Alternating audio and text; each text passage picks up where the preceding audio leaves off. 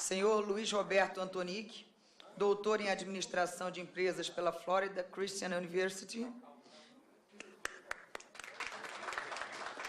E senhor Peter Bridgman Webster, profissional de Relações da empresa Cornerstone Government Affairs.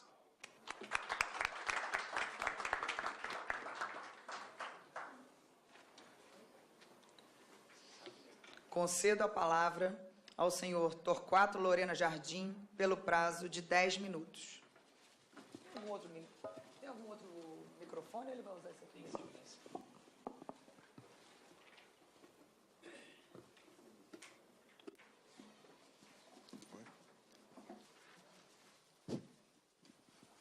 Excelentíssima senhora deputada Cristiane Brasil, presidente dessa mesa de trabalho, demais personalidades que compõem a mesa, senhores parlamentares, senhoras parlamentares, senhoras e senhores. É um privilégio estar aqui e debater tema de tamanha relevância em face de tantos projetos que correm nas duas casas do Congresso Nacional sobre o tema, desde o projeto clássico já do então senador Marco Maciel, há quase 40 anos atrás. Tentarei ser breve, provavelmente vou estourar o prazo de 10 minutos. Exclusões, em primeiro lugar, do que não falamos. Não vou fazer exercício de academia. Outros professores já publicaram dissertações de mestrado, teses de doutorado, a literatura é extensa e muito conhecida. Não vou comentar especificamente os projetos de lei em curso, porque são muitos, extensos, extremamente sofisticados e mereceriam uma análise mais cuidadosa. Também não vou falar do Poder Judiciário, porque lá a questão da representação já está resolvida há muito tempo com os advogados portadores de procuração e os membros do Ministério Público, procuradorias públicas, advogados públicos com as qualificações institucionais legais com que se apresentam.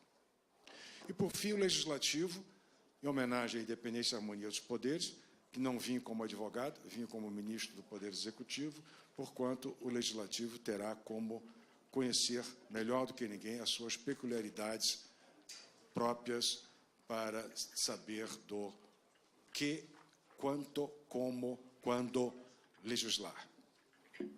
No Ministério da Transparência, Fiscalização e Controle, temos um grupo de estudo sobre o tema. Justifica-se porque a competência legal para as auditorias de toda a sorte no Poder Executivo é íncita à natureza e à competência do Ministério, salvo Presidência da República, Ministério da Defesa e Relações Exteriores.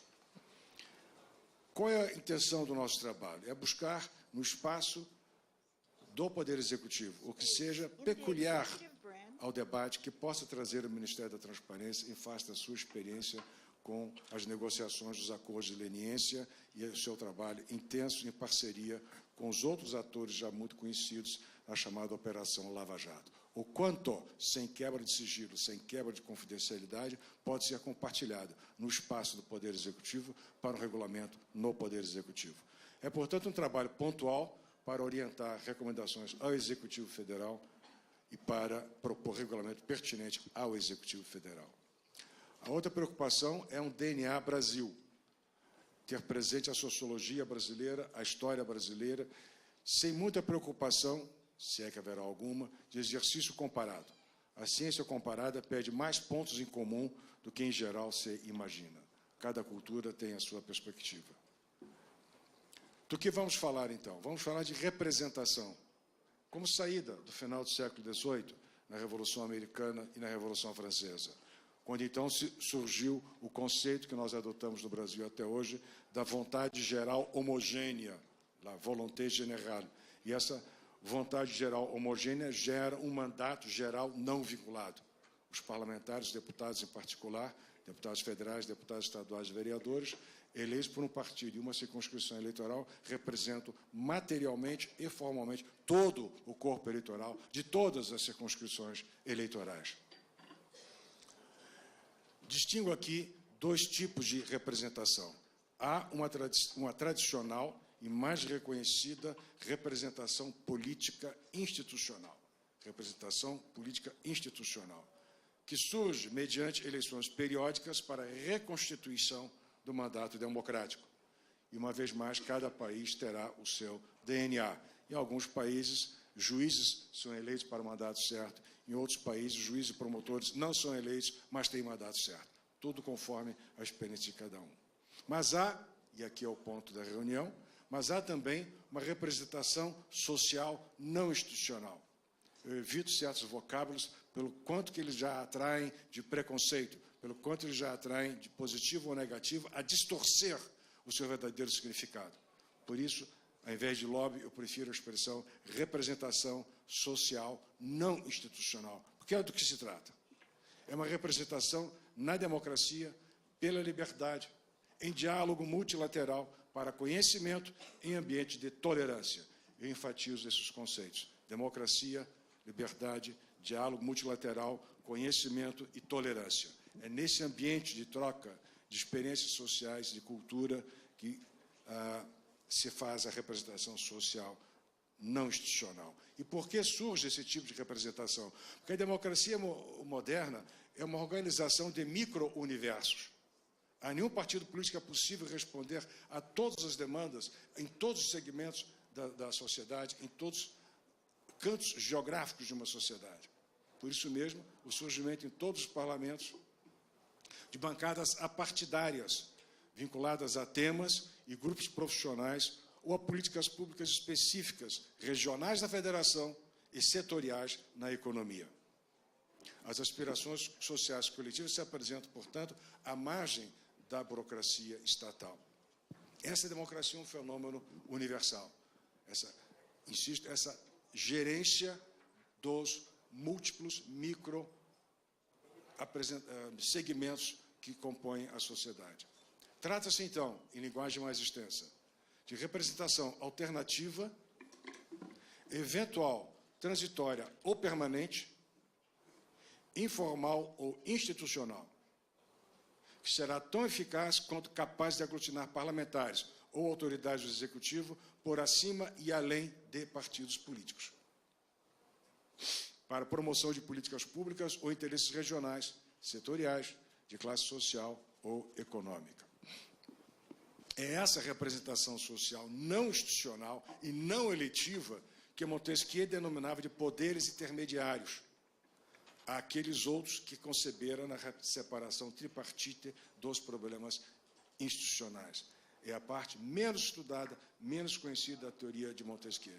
Não se cuida, portanto, enfatizo, não se cuida, portanto, de criação recente, mas redescoberta de um clássico. Nessa busca de caminhos novos e complementares à representação política, institucional e eletiva, é que se insere a nossa iniciativa popular no processo legislativo. As mais conhecidas foram sempre movimentos sociais de larga escala, suprapartidários.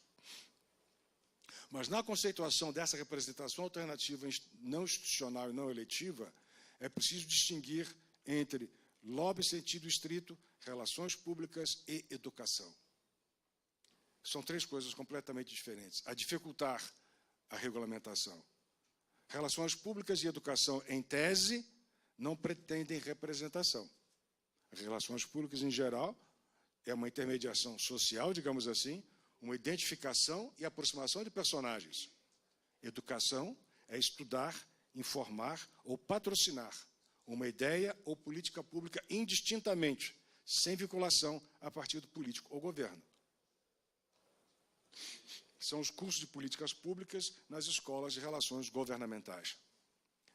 São os simpósios especializados promovidos por instituições, associações de classe ou entidades acadêmicas a promover uma versão de política pública de saúde, uma versão de política pública de transportes,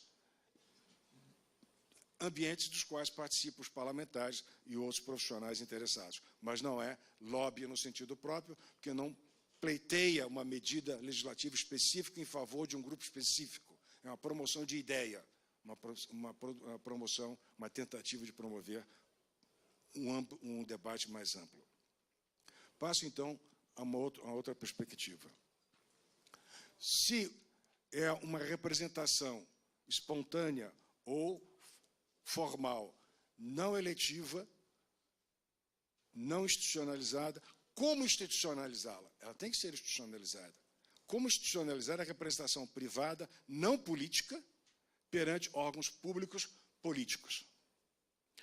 Pode-se fazer uma analogia com a natureza bifronte dos partidos políticos. É um precedente clássico do TSE, e eu me desculpo pelo cacoete de 40 anos de TSE, buscar alguns exemplos na Justiça Eleitoral. São os 10 minutos? Eu vou encurtar, então. Não, 30 segundos, você ainda tem 10 minutos. Ok. O que é a natureza bifronte do partido político? Enquanto for uma associação civil com personalidade jurídica adquirida no registro público civil, é associação civil. Se quiser participar do processo político e eleger candidatos, tem que ter registro na Justiça Eleitoral, no TSE. Então, essa dupla natureza, que dificulta a regulamentação. Muitos conflitos, muitos litígios judiciais, é difícil saber se a competência é da Justiça Comum enquanto associação civil ou se é da Justiça Eleitoral enquanto partido político. Também assim a regulamentação do lobby. Porque com a representação, imagino eu, vem a responsabilidade. E responsabilidade da República é transparência. Quais são os 3 requisitos mínimos dessa transparência de uma entidade dedicada ao lobby? Revista ela a natureza jurídica que for. Primeiro, há que conviver com o caput do artigo 37 da Constituição: legalidade, moralidade e publicidade. Não preciso desdobrar, já vivemos bastante os 3 temas. Segundo, é preciso um credenciamento para tornar pública a sua relação, saber quem é quem. No judiciário, como eu disse, está resolvido.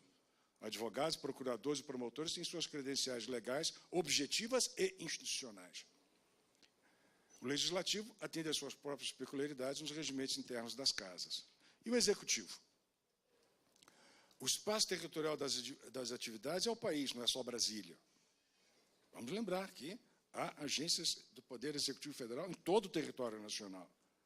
Transparência há de ser sinônimo de eficácia. O cartorialismo emperra. Um dos projetos sugere que haja um cadastro nacional de lobistas no Ministério da Transparência. Por favor, não aprove esta norma, porque vai ser um cartório imenso, não gerenciável. Ótimo, bom saber disso. Que tipo de registro será eficaz? Que tipo de registro será eficaz? Quem registra em nome da pessoa jurídica? Qual instrumento? Estatuto ou contrato? São nuances de transparência e publicização de quem, como, quando, a que título estará representando a qual interesse. Terceiro, a publicidade. O que e o quanto é eficaz a transparência nas relações com o Poder Executivo. Cuidados naturais de uma empresa. Alguns estudos pedem o tamanho, disclosure, perdoem-me o anglicismo, pedem tanta prestação de informação ao representante que ele acaba revelando que não pode. Claro, uma empresa não vai revelar informação estratégica, ou de produto ou de mercado, ou de estrutura de custo de produção e de preços. Então, é preciso também saber o que será demandado desses representantes. Transparência é sinônimo de conhecimento. Mas qual conhecimento? Tem que declinar os clientes? Tem que declinar os honorários? Tem que declinar os bônus? No contrato de advocacia, não. Você junta a procuração, o mais é a relação privada, íntima, cliente-advogado, num ambiente de sigilo e confidencialidade. Se válida a analogia com os partidos políticos quanto à natureza da representação, até que ponto seria válida essa mesma analogia quanto à enorme burocracia a que é submetidos os partidos políticos nos procedimentos de prestação de contas? Nós sabemos disso, não é, deputado? Pois é. E a que órgãos, e eu conheço a experiência como juiz e como advogado, e a que órgãos as centenas, se não milhares de representantes de entidades ou pessoas naturais prestariam contas? Hã? Pensei em você. Não, por enquanto não, deixa para outra hora. Deixa haver um sucessor. É preciso também superar os preconceitos. Reconhecer a legitimidade da representação social não partidária e não eletiva como parceira necessária da representação política institucional eletiva. Não haver a cisão que frequentemente leigos e desavisados procuram criar entre a representação política institucional eletiva e a representação social não partidária. É claro que essa legitimação pressupõe um quadro legal eficaz que garanta a publicidade das ações, dos meios e dos responsáveis pela representação. Todavia, Ressalto com destaque: esse quadro legal não pode servir de instrumento de intimidação à livre expressão das ideias, nem ao livre exercício do direito constitucional de petição e de associação, nem de restrição à eficácia dos meios de atuação dos interessados. É um equilíbrio constitucional difícil. Por fim, a concepção desse marco legal, ainda que sem esquecer o passado, até porque o passado é parte da reconstrução de uma instituição, há de ter por meta um futuro de confiança mútua entre o Estado e a sociedade civil. Por fim, e já concluo, senhora deputada, e não menos importante, a construção permanente da democracia pressupõe tornar menos obscura e misteriosa a relação entre as duas formas de representação. E esse é o desafio da regulamentação. Luz e sol é o melhor remédio para a democracia. Muito obrigado.